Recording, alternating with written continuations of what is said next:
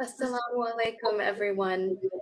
On behalf of ITV USA Network, I would like to welcome you to the first day of Ramadan, Alhamdulillah, and the first episode of our live show, Our Prosperous Ramadan. My name is Janan Sarwar, and I'm happy to introduce to you Sister Arshin Saeed. For the last 3 years, she has served as the principal of Al Ma'mur School, located in Queens, New York.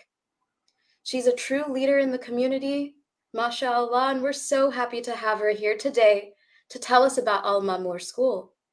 Mashallah, she shared with me that she believes it is our obligation to provide our children with both spiritual and academic guidance, and we at ITV USA agree with her wholeheartedly. So, without further ado, Assalamu alaikum to you, Sister Arshin. Wa alaikum assalam. Ramadan Mubarak to everyone watching with us here today. How are you doing? Alhamdulillah, we're so happy to have you join us today. We just wanted to start. Could you please tell us a little bit more about yourself? Sure, inshallah. First of all, I can say I'm a mother of 4 daughters. Alhamdulillah. I've been a teacher for most of my life. I started about 15 years ago. I got my bachelor's in history and secondary education. Then I pursued my master's. And since then, I've been teaching in the New York City public education system, in the DOE. I've taught history for most of my life, and in 9th, 10th, 11th, basically high school students. Then I moved on. I got my school building leadership license, and I got my school district leadership license. And then alhamdulillah, now for the past 3 years, I've been here at Al Ma'mur, and I've been learning a lot. That is amazing. Thank you so much for sharing your background. And can you tell us a little bit more about Al Ma'mur School and how long it's been in existence and whatever you'd like to share with us? Sure, sounds good, inshallah. Al Ma'mur School was basically started in 2003. It started off in a masjid, and then we moved on to a school building in 2014. And we've been in existence, since then. We serve from grades pre-K all the way to 12th grade. We're now currently on an expansion project. So inshallah, we should be expanding soon. We've started the construction work. And when we expand, we will host, inshallah, more elementary grades, pre-K, 3K, we're hoping for, inshallah, to get as well. So inshallah, soon, it's going to be bigger and better, inshallah. That's our hope. Inshallah, that's amazing. Thank you. So at the start of this program, we actually just saw some snippets from the spectacular Ramadan series that it sounds like your 2nd to 12th grade students have created. Could you tell us a little bit more about the program and what really inspired you to start something like this? Sure, inshallah. We started, basically we started this during the pandemic. Last year, we started a Ramadan series because the kids were learning remotely. We wanted them to feel connected, especially during Ramadan, right? And kids were not, they were not seeing their friends. They were not with each other. But we wanted them to know that, we're still connected. We're still together. And a lot of our students wanted to feel this Ramadan feeling. And I think this series that we started last year really brought this into life, right? Seeing their friends, seeing their teachers, and being a part of Al Ma'mur School without actually being here. But alhamdulillah, the response we got this year, we worked a little differently to create this series. We got a lot more student participation than last year. And honestly, we've been working on it for over a month now. Yeah. And I would say even more than that, because we started the media club in our school in September, and the media club has been working towards ideas and how to put this together since the beginning. So it's been a lot of work from all our students. And that's really nice to hear. So it's created by students. The topics, do they get to choose the topics or are they assigned? How does that work? Okay, yeah. So there's a lot going on. So in the elementaries, for our elementary students, they focused on nasheeds mainly and Quran recitation. Our middle and high school students were the ones that kind of created skits, plays, speeches, different different groups worked on different topics, and the topics were mainly decided by our media club. Our media club came up with the topics. I approved it. Then we spoke about it with our Islamic studies teachers. Our Islamic studies teachers then gave their input, and then we kind of revised everything and we put it together as a project for the students. And the students worked on it in groups, and they worked on it during class, they worked on it at home, and they came up with their own ideas. They improvised on it, which I really love.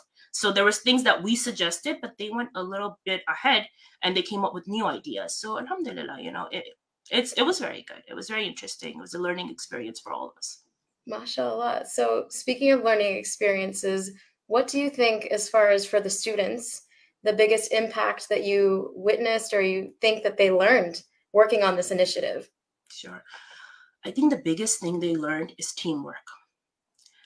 They were all working together, and the pandemic unfortunately had this impact on all kids, that they were isolated, right? This even talking to each other and making friends and communicating became difficult for some students. But with projects like this, like the Ramadan series, we had another bulletin board competition. The kids were so excited, and they were all working together, laughing, talking, thinking of ideas, and then reflecting on Ramadan, right? So Right. I think you kind of like hit two very important things at once. But definitely teamwork. Alhamdulillah. Teamwork is really important to learn, life skills. And it makes me think, Sister Arsheen, I know, beyond Ramadan, your school is doing a lot to engage with students, whether it's through Quran competitions that I've seen you have online that you streamed, or clothing drives and other programs. What is it that you recommend to other people out there, whether they're educators or parents? How do we inspire our youth to work together, to get that teamwork and be as involved as your students have shown to be? It's an excellent question. It's very challenging. Okay. Getting the youth involved is definitely very challenging, but there has to be leaders within the community. So if you are working with students, if you're an educator, when you're working with your children, when you're working with the students, you want to see who are the leaders within the students, who are the ones that want to take on the initiative, and from then they will get excited because they see that their peers are excited, right? So if you start with these ideas and you bring these ideas to the table, like we have the student council. Our student council is our representative body. So a lot of the stuff, I would discuss with them, or teachers would discuss with them, the PTA would discuss with them. And then the excitement begins from them and it passes on to other students. So that's one way of definitely getting more involvement. But of course, talking, communicating as a parent, as a teacher, as an adult, whenever it's especially in the teenage years, they hear us say something, they automatically, okay, we don't want to hear it, right? And that's the boundary you have to break. So you have to communicate with them, so with understanding that they can move forward, that they can relate to, make them a part of the learning process. Don't dictate everything. So make them understand the importance and make them say what they want. A lot of the ideas that came in our school came from students. So I think that really helps. MashaAllah, you are a true leader, because it sounds like you are not only, and a good leader listens and takes the ideas of the people that they're working with, and in this case, the students, and allowing them to take initiative when you see that they have that. So MashaAllah, that's great. And I guess I would like to ask, are you taking the same approach through the whole school? Like, does it matter what age? Kindergarten to 12th grade, that idea of letting them have initiative and take these leadership opportunities, is that all across the board? We're definitely trying. Obviously, on the elementary, there is more guidance that's needed. What we try to do is we pair up the high school, the middle school students. We're trying to group them with elementary students. We had our students last year, no, sorry, 2 years ago, do an internship with the elementary kids so they can work with them. So Yeah. it's kind of creating leaders within our middle and high school students and then following that up with elementary. But yeah, I think overall we are definitely trying to create a more collaborative approach, and that changes a lot. That really does. It changes the whole atmosphere. Yes, yes. Well, you mentioned struggles, and so I was actually thinking of something related to what a lot of us who are parents or have children in the community that we're thinking about. What have you noticed or think are the biggest struggles that are facing the youth right now, whether it's internally or their connection to Islam as well? There's a lot, right? I mean, obviously, COVID has brought upon even more, I think, self-image, self-perception, their role in society. I mean, one of the biggest challenges our youth is facing today is the amount of entertainment that is out there. Social media, right? A lot of TikTok, Facebook, Twitter. I mean, there's so many. I don't even keep in touch with them, but a Right. lot of the information they get is from these sites, right? And sometimes that's good, but sometimes that's problematic. You know, they have access to so much, and this definitely hinders them away sometimes from Islam, right, and from understanding. And on the part of adults, the communication is lacking. We see a new generation. There's a lot they have that we didn't have, right? And how do you create that relationship with them? So that's a big challenge. It definitely is. The gaming culture now is so in, and these are challenges that our children are facing, and the proper avenues to go to are limited. Our Muslim community does not spend that much resources and financially support and bring up to support, to bring up the next generation. That I think is a challenge, and we're working on it. Inshallah, we will overcome it together. But we have a great talent amongst our youth, and I think that's what our focus needs to be on. Inshallah. Yeah. I mean, you even mentioned in these programs, and especially this amazing Ramadan series, you have a media club and a media team working together to create it. They're having to use these devices. Maybe it's phones or computers. So it sounds like you're not saying the answer is to block the use of phones or things like that. You have to. We're in this society. So any thoughts on that of how to balance utilizing the things that we need to get things done and also keep Dean and Allah in front of us? Of course, sure. I mean, yeah, that's that. I mean, you said it beautifully, and that's the most important thing, right? Balancing, and Islam is all about balance, right? We have to create a balanced system. And I mean, I think I would say advice I have for parents is you have to monitor what your children are doing, what they're watching. Biggest thing, communicate with them, walk them through it, be involved in their life. I mean, I always hear parents saying, well, my child is, with their phone a lot, or they're on the internet a lot, but in return, what are you offering them, right? So we can limit it. And I think monitoring is the key. You have to monitor what your children are doing. You have to talk to them. You have to explain to them. So there's an understanding that, yes, this is okay. You can use your phone at times. You can go on the internet at times. But what are we doing with it? How are we using it? How is it benefiting us? And I think that's the key. That's the most important thing for our parents. Absolutely. Thank you. I know as a parent myself and a lot of other fellow parents who are struggling with these things, I think those are amazing words of wisdom. So, you shared advice for parents, and now I'm thinking based on your vast experience in academia, what's one thing that you would like to share with other educators who are here listening to this program? I think the biggest thing is you need to be patient, extremely patient. As an educator for so many years now, now as in the role of a principal, you have a lot of plans, you have a lot of ideas, you want to do a lot. Some things go through, some things do not go through. You see sometimes so much wrong, and you want to change it, and change doesn't happen in a day, right? It could take years, and maybe in your lifetime you're not going to see it. And just reassuring yourself that the work does not end. If the results are not there, the work does not end, the work continues. You do it with the best of intention. You do it because you want to please Allah subhanahu wa ta'ala.